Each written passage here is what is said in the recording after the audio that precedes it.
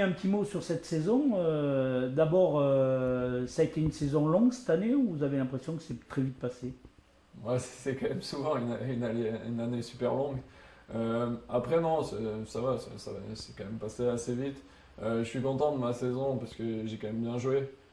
Il y a des périodes dans l'année où j'ai joué mon meilleur niveau de jeu, donc ça, j'en suis très content. J'ai très bien joué dans les gros tournois, donc c'est toujours un objectif pour moi. J'ai fait deux fois deuxième semaine en Grand Chelem, j'ai fait une demi en Master, en première demi. Donc ça, c'est quelque chose, je suis très satisfait. Après, cette année, j'ai pas très bien joué dans les plus petits, dans les 250 et 500. Voilà, mais dans le bilan de ma saison, je suis quand même très satisfait. Alors, ce qui est important, c'est de garder une certaine régularité pour avoir ce classement qui, en fait, vous évite sur certains tournois des tours un peu inutiles, quoi.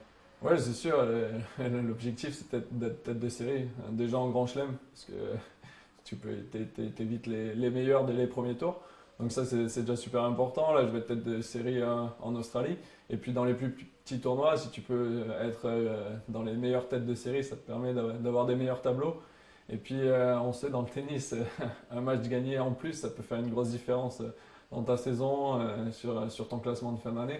Donc voilà, c'est vrai que l'objectif c'est d'être tête de série et de plus en plus dans les meilleures têtes de série pour aller le plus loin possible dans les tournois. Alors, comment on fait maintenant pour passer du top 30 au top 20? Ça, c'est une bonne question. Je pense que c'est mon objectif depuis un petit moment. Là, c'est la quatrième saison que je finis entre 34 et 29. Donc j'ai été super régulier. Après, voilà, l'année prochaine, ça sera encore mon objectif d'essayer de rentrer dans le top 20. Après, voilà, c'est difficile. Tout le monde joue bien. Plus tu t'approches de la fin, plus c'est difficile. Ça se joue à des petits détails.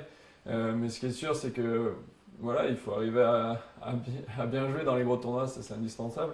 Et puis gagner quelques matchs par-ci par-là en plus. Cette année, j'ai perdu pas mal de matchs accrochés.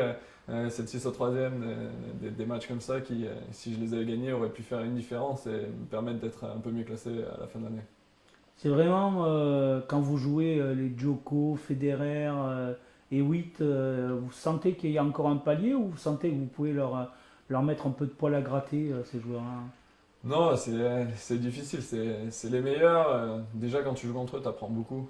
Chaque fois que je joue contre eux, même si tu perds, la plupart du temps, tu apprends beaucoup de choses sur toi-même, sur ton jeu, ils te font ressortir tes points faibles, donc c'est une bonne leçon. Ils appuient où ça fait mal, donc voilà, avec ton entraîneur, ça te permet de travailler et d'évoluer. Euh, Après, voilà, quand tu joues contre eux, ils sont quand même plus forts que tout le monde. Donc, s'ils sont dans un très bon jour, t'as presque aucune chance de gagner. Donc voilà, après là, je vais avoir la chance de m'entraîner avec Djokovic aussi sur la fin de la saison, parce qu'il m'a demandé, il va venir à l'académie dans le sud de la France, et on va s'entraîner une semaine ensemble. Donc voilà, c'est quelque chose qui est cool pour moi. Ça va me permettre de travailler avec le meilleur. Donc j'espère apprendre des choses et que ça pourra m'aider et me servir pour l'année prochaine aussi. C'est des joueurs, malgré que vous soyez un adversaire, qui transmettent sur le court ou vous leur servez de sparring partner? Non, c'est sûr que quand tu t'entraînes avec lui, bah, t'es quand même le sparring parce qu'il travaille des choses, mais rien que de jouer avec lui, d'être en face, t'apprends beaucoup de choses. Ouais, je pense que tout le monde, dans tous les domaines, on apprend des meilleurs. S'il est numéro un mondial, c'est que c'est qu'il est dans le juste et qu'il fait les choses qui le permettent d'être à cette place. Donc voilà, d'être avec lui, de s'entraîner, déjà de voir comment il s'entraîne, parce que t'as pas toujours l'occasion de voir comment les gars s'entraînent. Tu les vois en tournoi, mais tu t'entraînes pas pareil en tournoi que quand t'es en vraie période de préparation. Donc de passer des jours entiers d'entraînement avec lui, à faire les mêmes séances que lui, ben, ça te permet déjà de voir l'intensité, la manière dont il s'entraîne, et puis d'être en face, ça te permet de te pousser, puisque parce qu'il est quand Ouais. même, au jour d'aujourd'hui, le meilleur et de loin. Même quand il joue contre Federer ou d'autres joueurs, on voit qu'il a une marge, il prend jamais aucun risque. Donc voilà, au jour d'aujourd'hui, c'est vraiment le meilleur de loin. Donc ça peut, je pense, m'aider aussi à apprendre des choses pour l'année prochaine. Deux questions. En France, Jérémy Chardy, il arrive toujours après Gasquet, Simon, Monfils, Tsonga. Ça vous énerve? Non, mais après, ils ont été aussi mieux classés que moi. Ils ont été dans les 10 premiers, les 4. Donc il y a une période où on a parlé beaucoup plus d'eux, donc ce qui est normal aussi. Et puis Bah, et on vous oublie des fois. Moi, je lis les articles, on oublie Jérémy Chardy. ouais, parfois on peut m'oublier, mais bon, c'est pas grave. Je fais mon truc, je suis très content hein, de ma carrière, très content de ce que je fais. Après c'est sûr que j'ai envie d'être mieux classé, de mieux jouer, qu'on parle plus de moi. J'ai envie de gagner ma place en Coupe Davis aussi. Donc voilà, c'est des super objectifs. L'année prochaine, il y a les Jeux Olympiques aussi. Donc c'est un objectif aussi pour moi d'essayer d'être dans il faut être dans les 4 premiers. Donc ça sera après Roland Garros. Donc voilà, j'ai encore 6 mois pour essayer de gagner ma place. Donc c'est des objectifs super excitants et c'est ceux qui motivent parce que voilà, dans le circuit, on fait toujours les mêmes choses, toujours les mêmes tournois. Donc après, les gros tournois, on est super motivé, on essaie de se préparer au mieux. Après, ça devient un peu la routine. Ok. Donc d'avoir des Nouveau objectifs challenge. comme ça, des nouveaux challenges, bah, ça permet d'avoir une super motivation. Et puis pendant la période d'entraînement, bah, se pousser parce on a un défi pour la saison suivante. Yannick Noah et la Coupe Davis.